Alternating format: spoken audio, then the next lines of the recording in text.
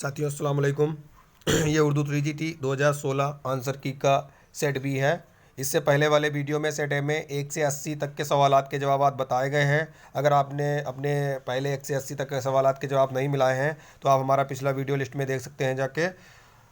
और अगर आप हमारा चैनल अभी तक सब्सक्राइब नहीं किया है तो आपसे दरख्वास्त है कि हमारे चैनल को ज़रूर सब्सक्राइब कर लीजिए, क्योंकि आने वाले इम्तहान की जानकारी भी यहीं पर मिलेगी और जो पेपर्स होते हैं उनको सॉल्व भी इसी चैनल के ज़रिए कराया जाएगा।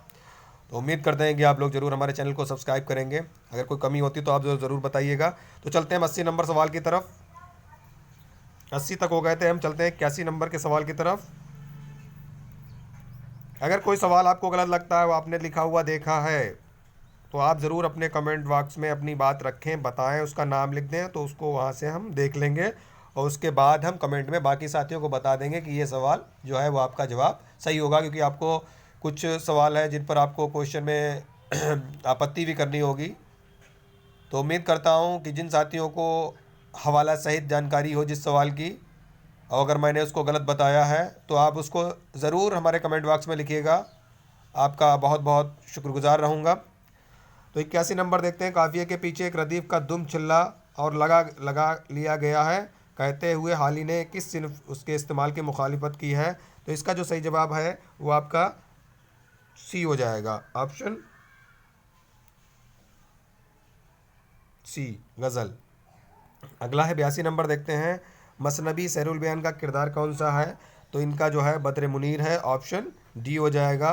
83 नंबर सवाल देखते हैं। प्रेमचंद के किस नावल में धनिया का किरदार है? तो ये नावल जो कि गोदान है उसका किरदार है।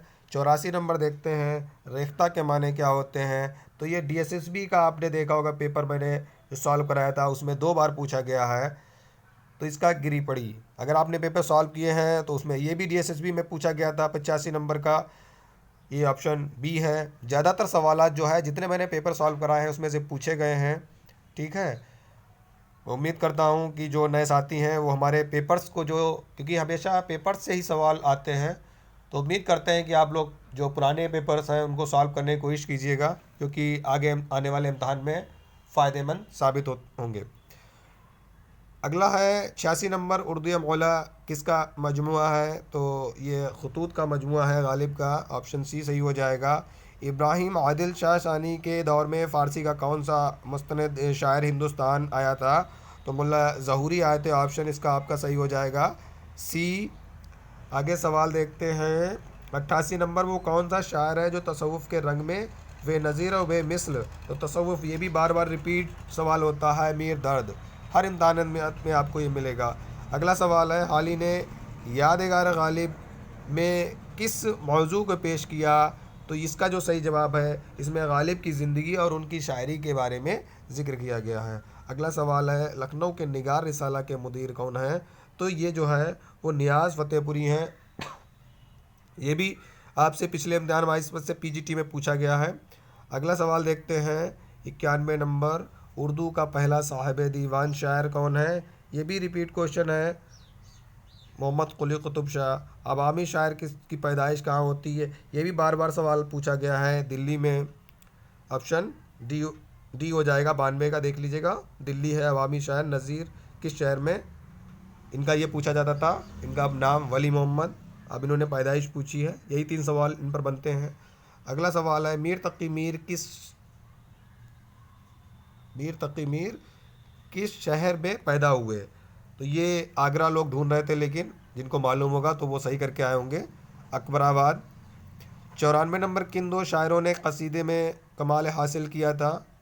तो जो मशहूर कसीदा निगार थे तो वो ज़ौक़ और सौदा हुए हैं, ऑप्शन ए।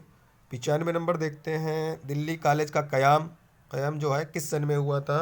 तो ये 1825 में हुआ था, ऑप्शन ए। अगला है। रसवा का नावल उमराव जान अदा में किसकी आप बीती बयान की गई है? तो ये इसमें एक तवाइफ की आप बीती बयान की गई है, ऑप्शन बी हो जाएगा। 97 नंबर देखते हैं। शोला व शबनम, सुम्बुल सलासल, फ़िक्र निशात, ये किसके शायरी मजमूए हैं? सभी को मालूम होगा, ये जो है जोश के मजमूए हैं। अच्छा पेपर गया होगा सभी साथियों का, इसीलिए मेरिट तो हाई बनती है। लेकिन बहुत से साथी होंगे जिनके कन्फ्यूजन में 1-2 सवाल गलत हो गए होंगे जल्दबाजी में। लेकिन वो भी उम्मीद ना हारें, अभी थोड़े दिन बीत जाने दें। सब जब बार बार अपना अपना पेपर देखेंगे तो मालूम हो जाएगा कहाँ पर गलती हुई है। तो मेरिट 2 से 3 नंबर तो गिरेगी, 10 तक तो मानता हूँ कि गिर जाएगी, जो आज का माहौल है उस तरीके से। बाकी आप लोग कमेंट बॉक्स में बताइएगा कि कितने सवाल सही हुए हैं, तो मैं इस पर एक वीडियो भी अपलोड कर दूंगा। लेकिन उम्मीद करता हूँ कि सब अपने भाई लोग हैं, सभी झूठ नहीं बोलेंगे, जो भी सच होगा वही आप कमेंट में लिखेंगे, क्योंकि आप लोगों से तो उम्मीद की जा सकती है। तो उम्मीद करता हूँ कि आप लोग कमेंट में ज़रूर बताएंगे कितने आपके सवाल सही होते हैं, ताकि अगला वीडियो आपके कट ऑफ के लिए इस पर डाला जा सके। तो नाबिल शिकस्त जो है वो कृष्णचंद का नाबिल है, ऑप्शन सी है। अगला है, पहले नहाई ओस में फिर आंसुओं की रात, यूँ बूंद बूंद उतरी हमारे दिलों में रात। तो इसका जो सही जवाब है हुस्न तालील है। अगला जो जवाब है सवाल है, तरक्की पसंद अदब के 50 साल सफ़र, तो कमर रईस और आशूर काज़मी ये दोनों हैं, ऑप्शन ए सही है इसका। इनमें से अगला है 101 नंबर, देखते हैं सवाल, इनमें कौन इकबाल से गैर मुतल्लिक़ है। तो ये हाल ही है, आपको मालूम है मीर हसन को इन्हीं की बदौलत खिताब मिला था, और 2 लोगों पे इन्होंने नज़में लिखी थी, लेकिन हाल ही से इनका ताल्लुक़ नहीं था। 101 का डी हो जाएगा। 102 की बात करते हैं, रिसाला मखज़न का पहला शुमारा कब शाये हुआ, तो अब्दुल कादिर ने लिखा था, ये 1901 में शाये हुआ था। मेहंदी अफादी की तनकीद किस नज़रिए को पेश करती है, तो ये जो है वो इसका सही जवाब है तासुराती तनकीद, ऑप्शन बी हो जाएगा।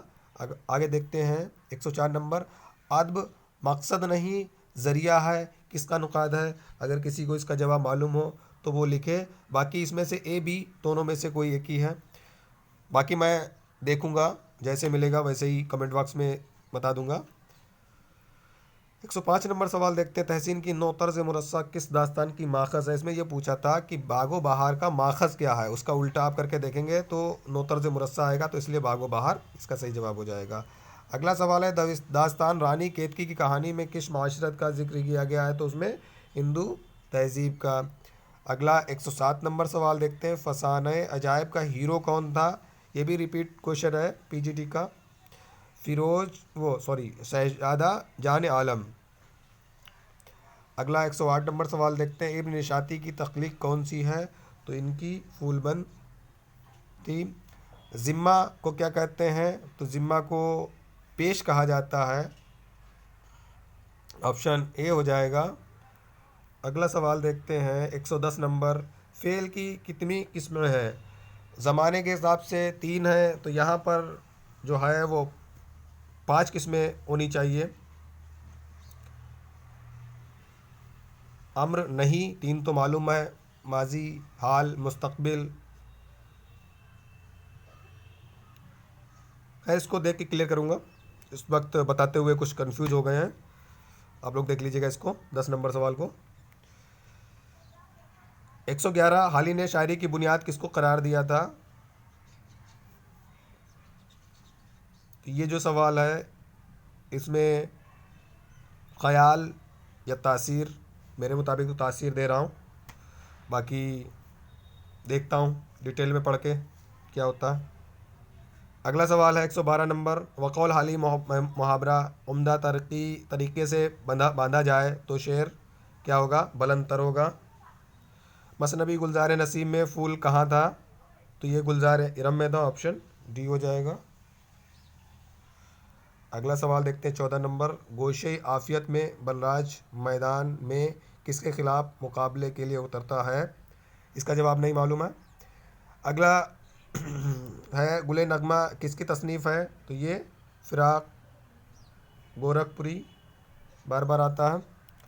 अगला देखते हैं, उर्दू में किस शायर को अंग्रेज़ी का चासर कहा जाता है। मीर तक़ी मीर, वली दकनी। तो इसमें जो है वो वली दकनी को जो है चासर कहा गया है। किसके अहद में नज़्म का दायरा वसी और जदीद रंग इख्तियार किया, आज़ाद और हाली, ऑप्शन डी। 118 है, फूलबंद किस सिन्फ में शुमार की जाती है, तो ये मसनबी में शुमार की जाती है, इब्न निशाती की है। मीर हसन मसनबी में दर्द गज़में, तो सौदा किसमें थे, कसीदे में, ऑप्शन ए सही हो जाएगा। 20 है, आसारुस सनादीद के किस मौजू पर लिखी गई थी? तो ये तारीख़ के मौजू पर थी।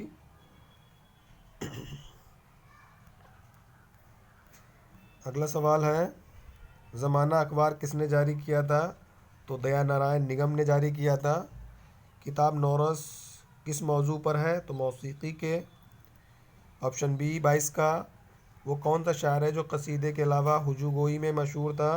तो सौदा। अगला सवाल, अनीस का पूरा नाम मीर बबर अली अनीस। Option B 125। शायरी में बहादुर शाह जफ़र का कौन उस्ताद था? तो ज़ौक़ उनके जो है उस्ताद थे। तो ये थे 125 नंबर की मेरे मुताबिक सवालात के जवाबात। बाकी ऑफिशियल आंसर की नहीं है, आप लोग ऑफिशियल आंसर की का इंतज़ार कीजिएगा।